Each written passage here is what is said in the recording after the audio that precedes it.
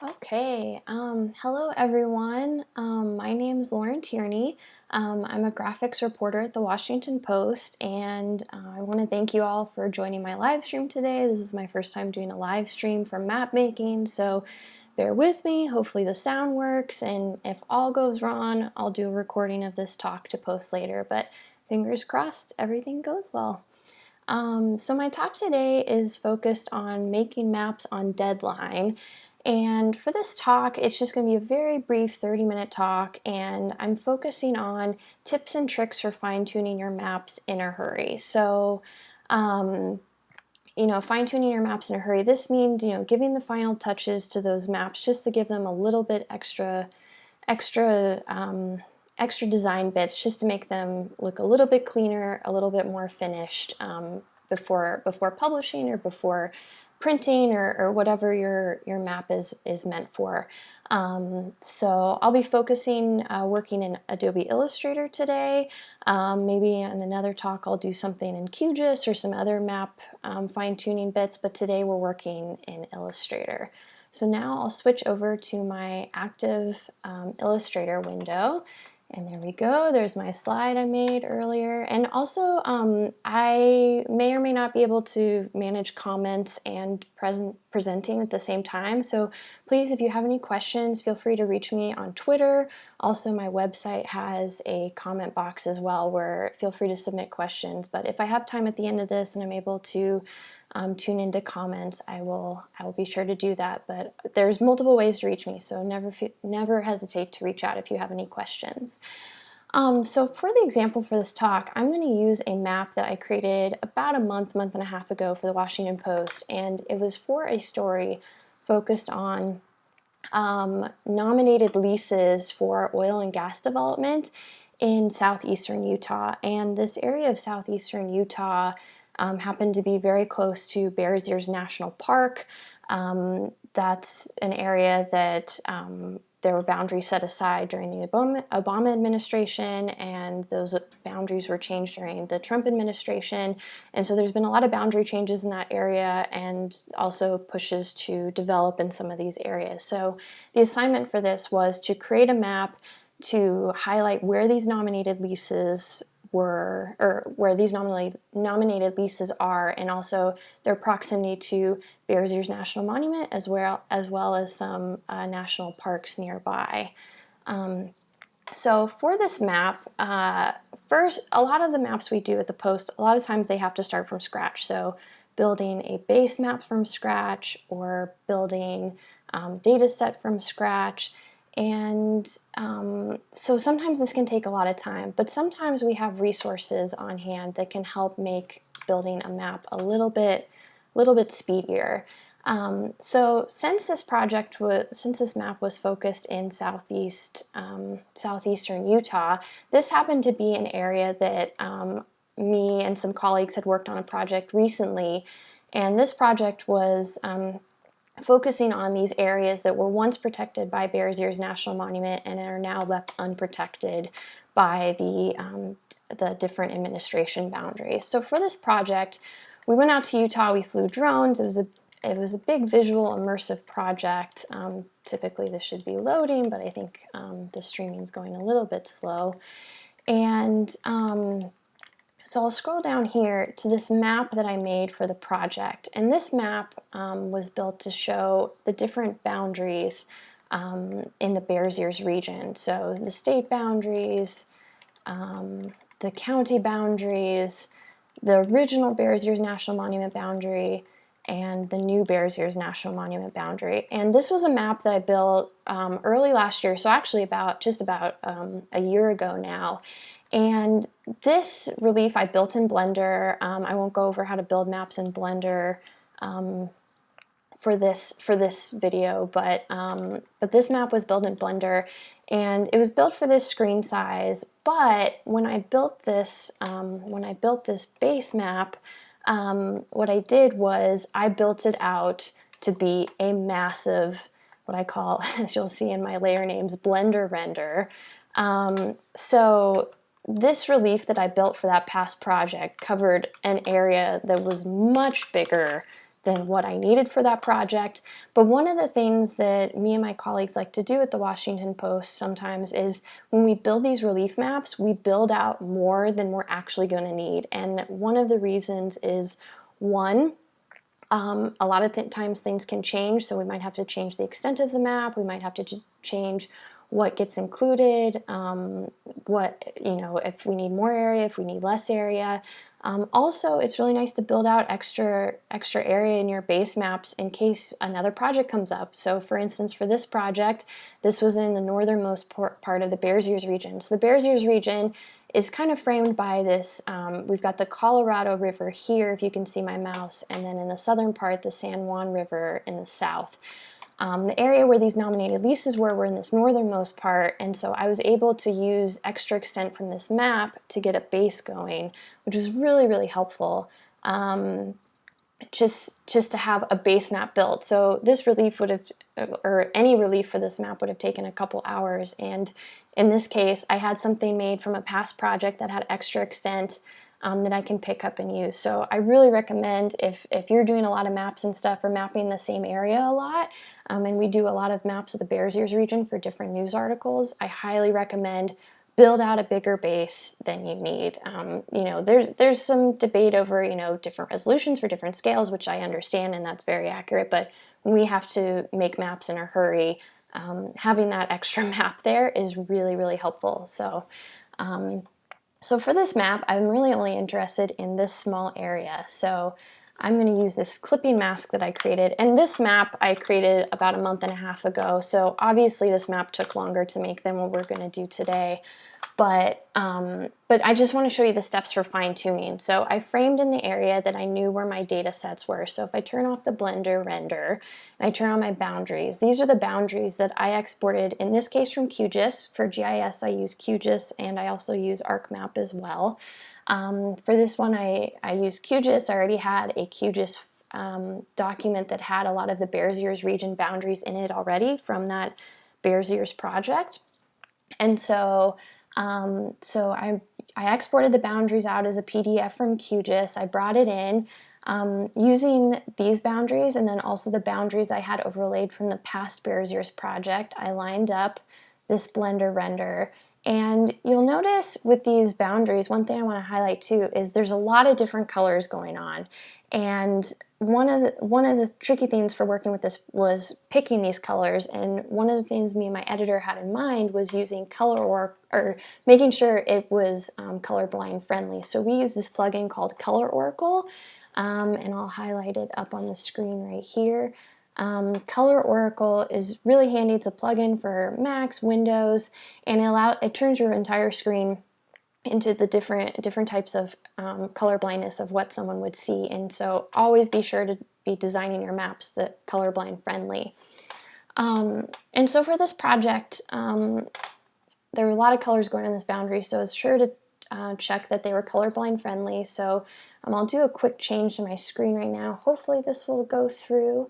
It looks like it is. And so there's a little bit of closeness, but overall they're pretty close. And I'll show you once I mix it with that terrain how they blend a little bit better. So I'll turn that off. I'll turn my Blender render on.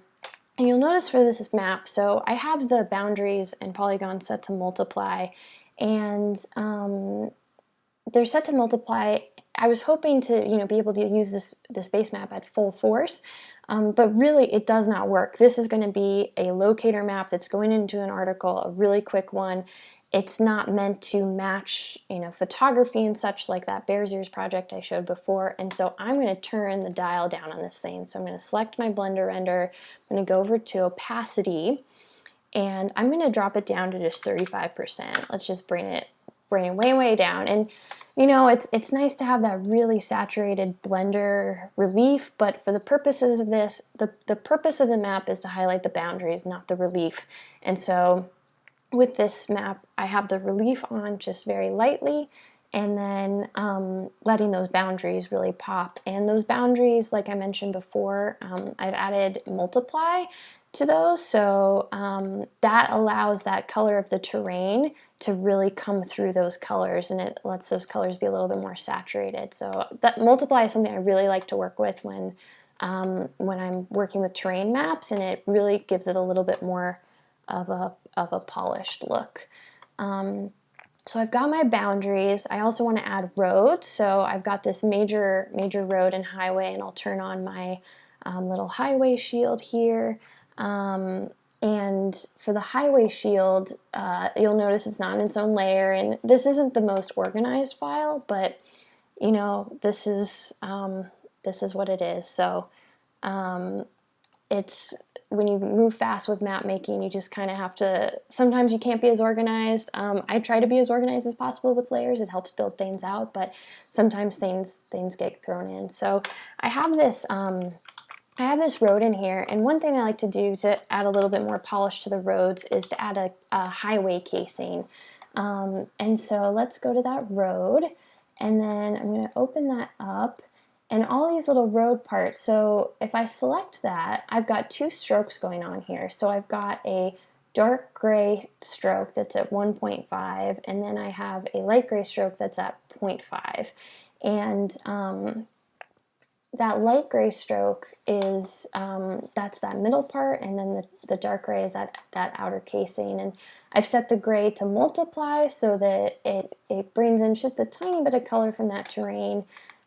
But I just set it to only that stroke, not the white, obviously, because if you set something that's white or very, very light colored to multiply, it will disappear. So I'm going to zoom back out. Whoa, where did we go here? Uh-oh. Oh, there's my map. I often find myself doing a lot of, if you're on a Mac, Command plus or Command minus, and a lot of spacebar and grab movements just to move around my page. Sometimes things get a little wild. It looks like, yeah, it looks like it's working okay. So then, of course, for every map, you're going to want a locator map. So I'm going to turn on, this is a little locator map I put together. And, you know, this locator map fits okay, but it's, you know, it's a little harsh in there. And so one thing I'm going to do to, you know, I could leave it like this. It's got a locator map. It shows you where you are. I'm just going to add, kind of like what I was doing with the multiply, instead with the fill of this background of this locator map, I'm going to add a little bit of opacity to it. If I add a little bit of opacity, it's a little too much, just a little bit, it brings in that tan color from the map in the background. It still allows you to see the locator map. It brings in a little bit. I would maybe, if I had more time, I'd clip out some of these lines back here, but it's a much more much smoother appearance than a solid white background. And so I've got my locator map, and then let's see here. So one of the biggest things for fine-tuning maps is labeling. And if you guys caught Daniel Huffman's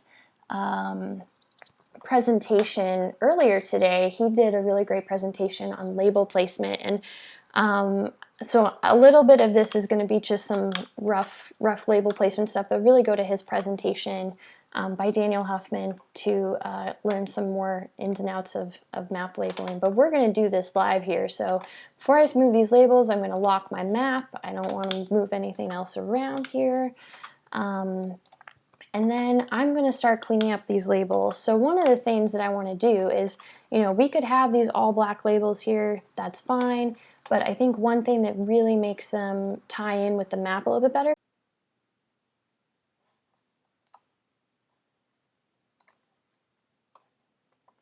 Okay, everyone, sorry about the technical difficulties. Hopefully you can hear me. Hopefully some of you are still here.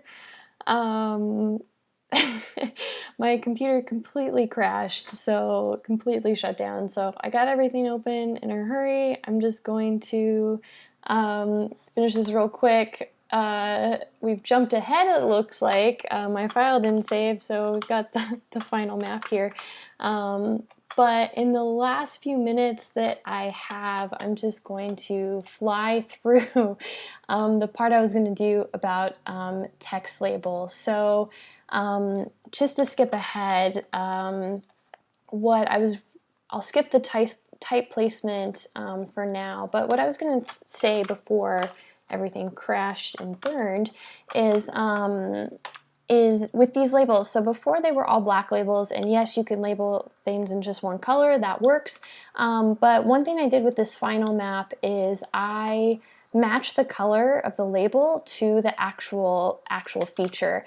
I find this really helps it makes it just one step easier for the for the reader to understand if it's the same color. Also, one benefit of this is it saves you from having a very complicated key. So sometimes you need that key, but with a very small map like this, you just you can avoid having a really hefty key that's almost like half the size of your map. So, experiment with making your labels the same colors as your feature. So we've skipped ahead, so these have been eyedropped to match those. I've also done some label placement stuff, so spacing stuff out to fill the spaces of these shapes a bit better. I'll be honest, I'm still, even a month later, I'm still not super happy with this label. It's just a big space and a little label, but it is what it is. It's been published a month and a half, so anyway, but what I will show you live here is one trick that I use to add halos really quick to maps. And so for type halos, what I do is you can go through and I can add a halo, which a halo is essentially giving it a little bit of a glow behind it. It helps the reader see your labels a bit better. It provides a little bit of a blank canvas behind your label, so when you get to places like Canyonlands National Park right here, it's a little bit easier to see. And so you can go through these, and what I've done with past maps that I have a lot of time to work on, I will go through and add like custom halos, so I drop the color to the background, etc. But sometimes you're in a hurry, you don't have time for that. So one thing I like to do is I like to take my entire text layer, I'm gonna go rogue here, take my entire text layer, I'm going to add a stroke to the entire layer, and I'm working my appearance panel now. I'm going to drag this stroke below the contents over here. I'm going to set it to, we're going to start with white. I'm going to make the stroke a little bit bigger, so we're going to go up to 1.5. And as you can see, this is not great right now. I'm going to round the stroke a little bit, so we get rid of that pointy A behind arches. And then what I'm going to do is I'm going to go back to my appearance window. I'm going to open up this stroke here. I'm going to go to this effects drop down at the bottom. I'm going to go down to, oh, you can't see that, but what I'm doing is I'm going down to stylize, I'm going down to blur and Gaussian blur. And the Gaussian blur is going to open this little window. You can do a preview. And you can see that it's going to add a blur to just that stroke. This is a little wild right now. I'm going to bring it in a little bit. You can make it really coarse, or you can make it a little bit smoother. And it's still not what we want right now, but we're getting there. So this is real fast type haloing when you're in a hurry. So give it a little bit of blur. I'm going to click OK. And then within that stroke, I'm going to add a little bit of opacity.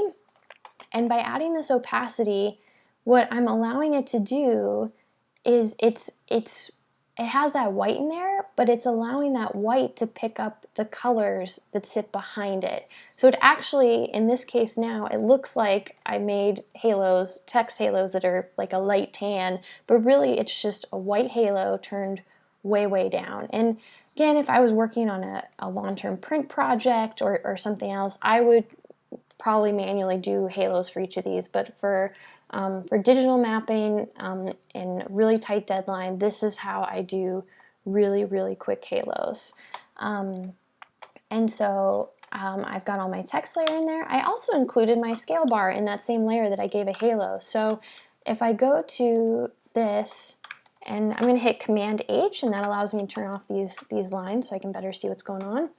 And in appearance, I'm just going to turn on and off that stroke, and we can see the difference. So this is without the halo, and this is with the halo. So it lightens up the background behind those map labels, just gives it a little bit of polish, and it was really, really quick. So it just added, it was applied to an entire layer, and this is also another benefit of keeping your text layers in the same group.